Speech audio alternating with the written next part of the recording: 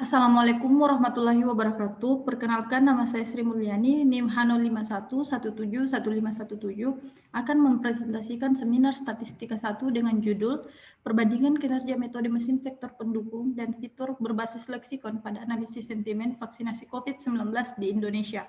Dengan pembimbing utama Ibu Sri Astuti Tamri, SSI, MStat PhD, pembimbing pertama Bapak Siswanto, SSI MSI, dosen penguji Ibu Dr. Anna Islamianti, SSI MSI, dan Ibu Siti Sariman, SSI MSI. Adapun pokok bahasan, yang pertama pendahuluan, yang kedua tinjauan pustaka, yang ketiga metodologi penelitian. Bab 1 pendahuluan membahas mengenai latar belakang, rumusan masalah, batasan masalah, dan tujuan penelitian. Latar belakang. Media sosial adalah penghasil data internet terbesar yang dapat dijadikan sumber informasi. Salah satu media sosial yang sering digunakan adalah Twitter. Pengguna Twitter dapat mengemukakan atau mengomentari suatu masalah melalui tweet. Twitter menyediakan application programming interface atau API yang memungkinkan pengguna untuk dapat mengakses dan mendapatkan informasi, sehingga Twitter banyak diminati oleh perusahaan, organisasi, maupun individu untuk mendapatkan opini publik mengenai suatu topik tertentu. Topik yang sedang ramai dibahas pada laman Twitter adalah peristiwa COVID-19 yang mulai merebak pada akhir Desember tahun 2019 di dunia. Berdasarkan situs covid19.go.id, di Indonesia jumlah korban yang meninggal akibat terpapar virus COVID-19 sudah mencapai 29.998 jiwa.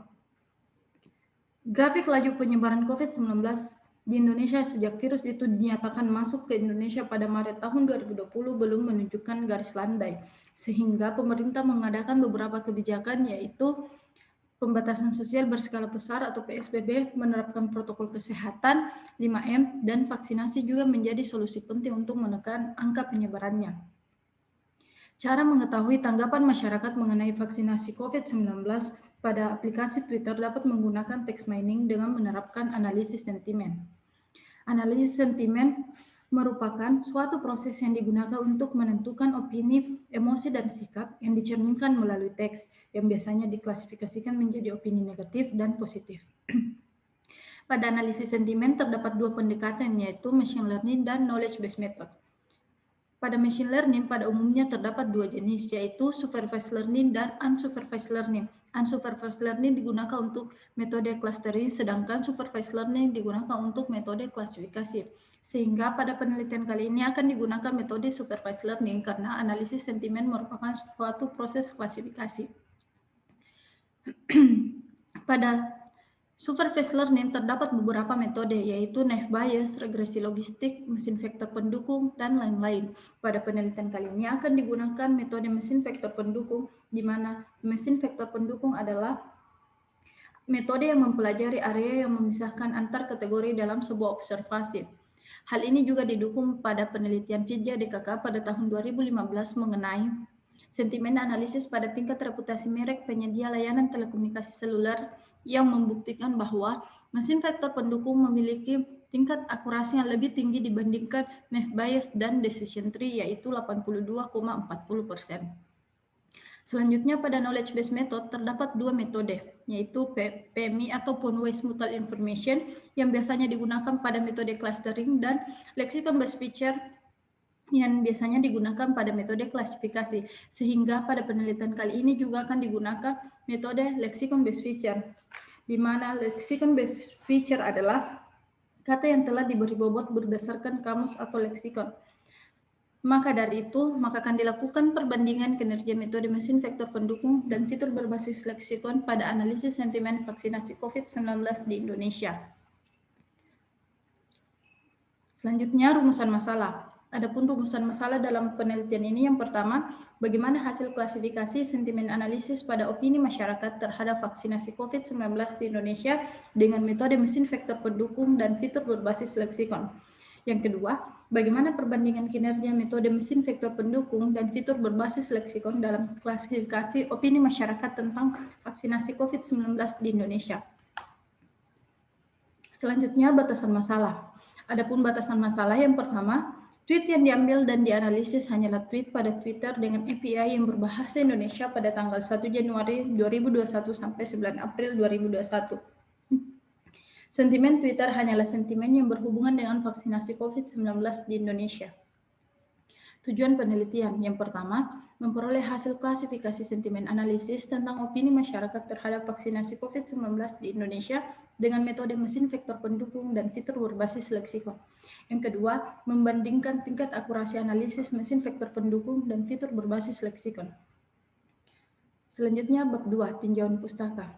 Membahas mengenai teori-teori yang mendukung penelitian, di antaranya virus corona, Twitter, text mining, sentimen analisis, Twitter crawling, praproses teks, pembobotan leksikon base feature, transformasi data menggunakan normalisasi min-max, mesin vektor pendukung, K-fold cross validasi, dan confusion matrix.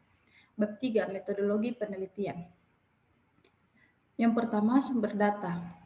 Data yang digunakan dalam penelitian ini merupakan data yang diperoleh dari kumpulan tweet dengan kata kunci vaksinasi COVID-19 pada tanggal 1 Januari sampai 9 April 2021 dengan menggunakan Twitter API dan format data yang diambil berbentuk teks. Struktur data. Data yang berjumlah 10.000 pada setiap media dibagi menjadi data training dan data testing dengan perbandingan 80/20% menggunakan 5-fold cross validasi.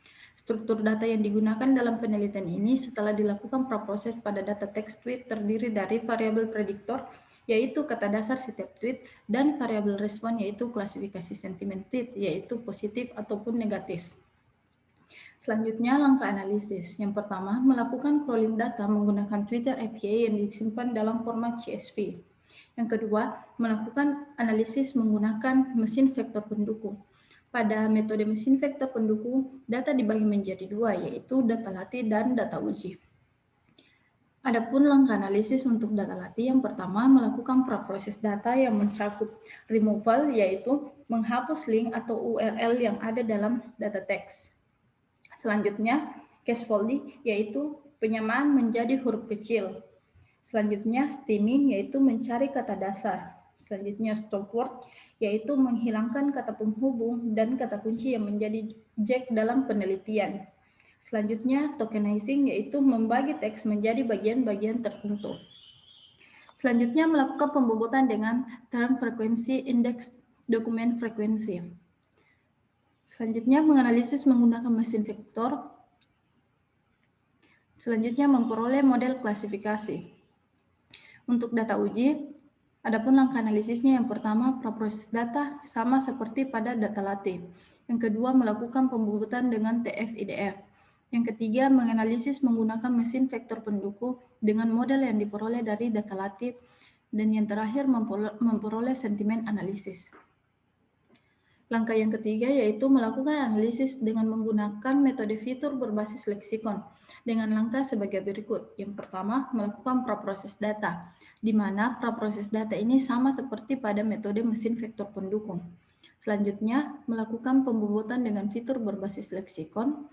Selanjutnya, melakukan transformasi data menggunakan normalisasi min-max. Selanjutnya, memperoleh sentimen analisis. Langkah keempat yaitu menguji akurasi sentimen analisis dari kedua metode menggunakan confusion matrix. Dan langkah terakhir yaitu membandingkan hasil uji akurasi dari kedua metode. Adapun diagram alirnya dapat dilihat sebagai berikut.